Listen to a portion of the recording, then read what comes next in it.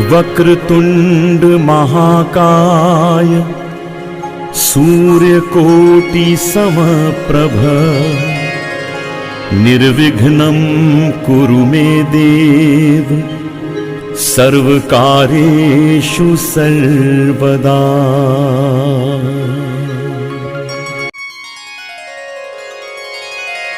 भक्ति बिंदु चैनल में बहुत बहुत स्वागत है।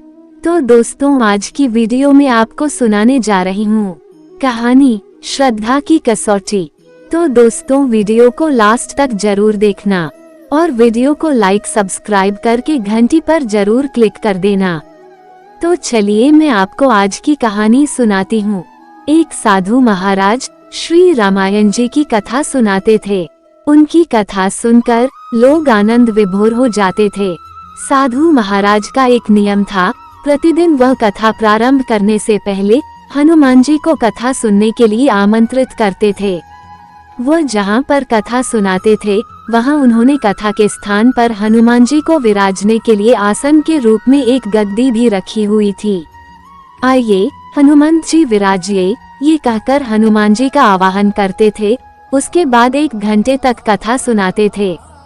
एक महाशय प्रतिदिन राम कथा सुनने आते थे। वह भक्ति भाव से कथा सुनते थे, परंतु एक दिन उनके मन में विचार आया कि महाराज कथा आरंभ करने से पहले आइए हनुमंत जी विराजिए, ऐसा कहकर हनुमान जी को बुलाते हैं, तो क्या वास्तव में हनुमान जी यहाँ पर आते होंगे? एक दिन उन्होंने साधु महाराज से पूछ ही लिया, महाराज आप रामायण की कथा बहुत अच्छी सुनाते हैं, हमें बड़ा आनंद मिलता है, परंतु आप जो गद्दी प्रतिदिन हनुमान जी को देते हैं उस पर क्या हनुमान जी वास्तव में विराजमान होते हैं? साधु महाराज ने कहा, हाँ, यह मेरी श्रद्धा है। हनुमान जी का वचन है कि जहाँ राम कथा सुनाई और सुनी जाती है वहाँ हनुमान जी अवश्य पधारते हैं। उस व्यक्ति ने कहा, महाराज हनुमान जी यहाँ पर आते हैं, इस पर हम कैसे विश्वास करें? आप इसका कोई ठोस प्रमाण दीजिए। आपको ये प्रमाणित करके दिखाना चाहिए कि हनुमान जी आपकी कथा सुनने के लिए प्रतिदिन आते हैं। महाराज ने बहुत समझाया कि आस्था को किसी प्रमाण की कसौटी पर नहीं कसना चाहिए। ये तो भक्त और भगवान के बीच का प्रेम रस है, व्यक्तिगत श्रद्धा का विषय है। आप कहो तो मैं प्रवचन करना बंद कर दूं, अथवा आप कथा में आना छोड़ दो, परंतु वह व्यक्ति नहीं माना। महाराज से कहता ही रहा कि आप कई दिनों से दावा करते आ रहे हैं, ये बात और स्थानों पर भी आप कहते होंगे, इसलिए महाराज आपको तो प्रमाणित करना ही होगा कि हनुमान जी कथा सुनने आते हैं। इस तरह दोनों के बीच विवाद होता रहा। अंत में साधु महाराज ने कहा, हनुमान जी आते हैं अथवा इसका प्रमाण मैं कल आपको दूंगा। कल कथा प्रारंभ होने से पहले एक प्रयोग करेंगे। हनुमान जी को मैं जिस गद्दी पर विराजित होने को कहता हूँ, आप उस गद्दी को आज अपने घर ले जाना और कल अपने साथ वह गद्दी ले आना। उसके बाद मैं गद्दी यहाँ रखूंगा। कथा का आरंभ करने से पहले हनुमान जी को बुलाऊंगा। कुछ समय बाद आप गद्दी उठाकर देखना। यदि आपने गद्दी उठा ली तो समझना कि हनुमान जी नहीं आए हैं। वो व्यक्ति इस कसौटी के लिए तैयार हो गया। महाराज ने कहा, हम दोनों में से जो पराजित होगा वह क्या करेगा, इसका निर्णय भी कर लें। ये तो सत्य की परीक्षा है। उस व्यक्ति ने कहा, मैं गद्दी नहीं उठा पाया तो मैं आपसे दीक्षा ले लूंगा, परंतु आप पराजित हो गए तो क्या करोगे? साधु ने कहा, मैं कथा वाचन छोड़कर आपका सेवक बन जाऊंगा। अगले दिन कथा सुनने के लिए बहुत भीड़ एकत्रित हो गई।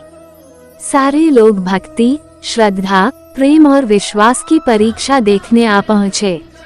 साधु महाराज और वह व्यक्ति कथा के स्थान पर आए। उस व्यक्ति ने गद्दी महाराज के हाथ में दी। प्रतिदिन हनुमान जी को विराजित होने के लिए जहाँ गद्दी रखते थे उसी स्थान पर वह रखी गई। महात्मा जी ने आर्तता से मंगलाचरण किया और बोले, आइए हनुमंत जी विराजिए। ऐसा बोलते ही साधु महाराज की आंखों में आंसू आ गए। मन ही मन महाराज बोले, हे प्रभु, आज मेरी नहीं आपकी ही परीक्षा है। मैं तो एक साधारण सा व्यक्ति हूँ। मेरी भक्ति और आस्था की लाज रखना प्रभु। साधु महाराज ने प्रार्थना की और उस व्यक्ति को गद्दी उठाने के लिए निमंत्रण दिया। सभी की आंखें गद्दी पर जम गई। साधु महाराज बोले, महाशय आप गद्दी उठाए। उस व्यक्ति ने गद्दी उठाने के लिए हाथ बढ़ाया, परंतु आश्चर्य की बात यह है कि वह गद्दी को स्पर्श भी नहीं कर पा रहा था। जो भी कारण रहा हो, उसने 3 बार हाथ बढ़ाया, किंतु तीनों बार गद्दी को स्पर्श भी नहीं कर पाया। महाराज देख रहे थे, गद्दी उठाना तो दूर, वो व्यक्ति गद्दी को छू भी नहीं पा रहा था। तीनों बार प्रयास करने पर वह पसीने से तरबतर हो गया। वो व्यक्ति समझ गया कि ये साक्षात हनुमान जी का ही चमत्कार है और वह साधु महाराज के चरणों में गिर पड़ा और बोला, महाराज गद्दी उठाना तो दूर, पता नहीं ऐसा क्या हो रहा है कि मेरा हाथ भी गद्दी तक नहीं पहुंच पा रहा है। मैं अपनी हार स्वीकार करता हूँ।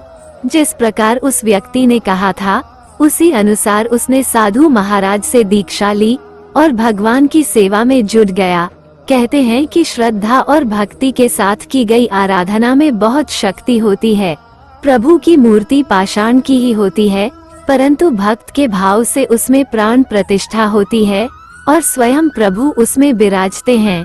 तो दोस्तों, ये कहानी आपको कैसी लगी कमेंट अवश्य करें और इसी तरह की वीडियो को देखने के लिए आप मेरे चैनल को लाइक एंड सब्सक्राइब कर लीजिए और बेल आइकन को भी दबा दीजिए ताकि मेरी आने वाली सभी वीडियो का नोटिफिकेशन आपको सबसे पहले मिल सके।